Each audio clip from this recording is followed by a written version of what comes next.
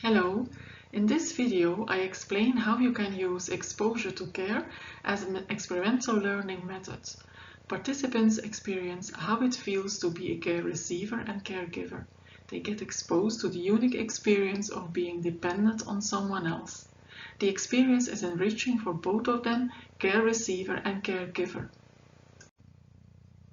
So, exposure to care is a double exposure, as a caregiver and as a care receiver.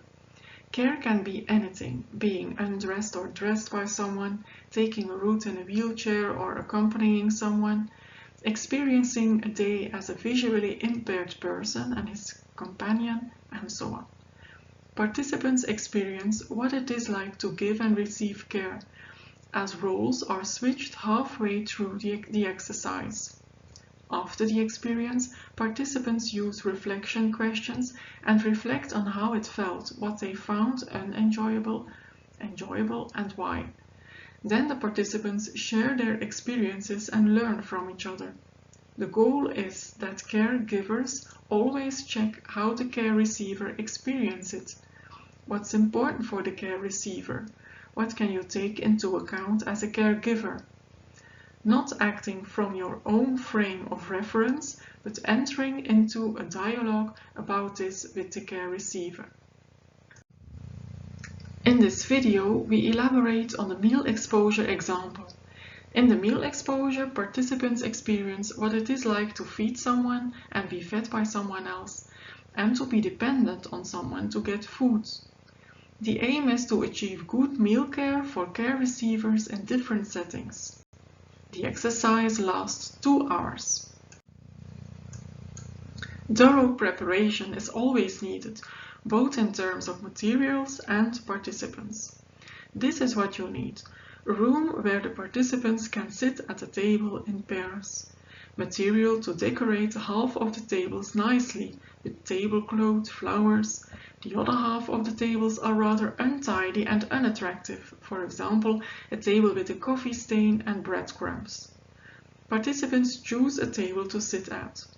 You also need aids to simulate impairments in participants, for example, blindfolds, glasses with a half-sided view, headphones to simulate deafness, a geriatric chair with a cross table, thickening agent for drinks, and so on. You also need breakfast products, cutlery, cups, plates, everything in buffet form. Then you have the preparation of the participants. Everyone gets a profile, both the care receiver and the caregivers. For example, you are an elderly person with a half-sided paralysis and vision impairment. At the beginning, we describe the principles of experiential learning. We ask participants to take their profile seriously, to allow for feeling, experiencing, and living.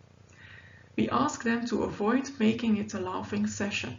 They do this exercise for the care receivers who they will accompany in future meal.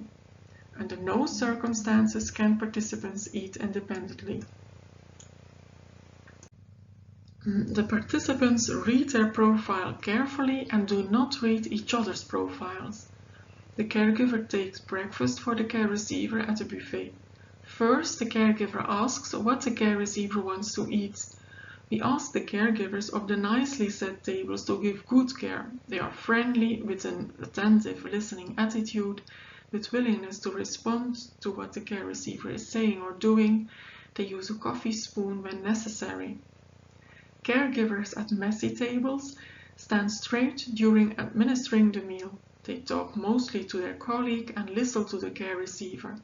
They don't ask anything to the care receiver and are less helpful. Use a big spoon, put a big napkin on the care receiver. Hurry up in giving the meal. When the care receiver has eaten sufficiently, breakfast is completed, we ask both participants to reflect individually and write down their thoughts. What did you feel? What felt good and why? What did you like? What didn't feel good and why? Then the roles stir. The care receiver becomes a caregiver and vice versa. Both get a new profile description. Tables can also be switched. The exercise restarts. After the exercise, each participant writes down how the exercise was experienced. Then we move on to the group reflection. How did you experience the exercise? What did you feel? What felt right, what not, and why? Who recognized what the other person is saying? Ask this question frequently. What did you like? Why? What would you have liked differently and why? Did you notice the surroundings? What felt pleasant and less pleasant? What did you change when you were providing food after you were care receiver and why? What do you recognize from your work or internship? What goes well, what is more difficult, and what do you feel about it? What do you take with you to your practice, your internship? What did you learn? Do these experiences make you look differently? Has this experience changed you? The exercise is successful when the participants realize feeding someone is not as simple as it seems.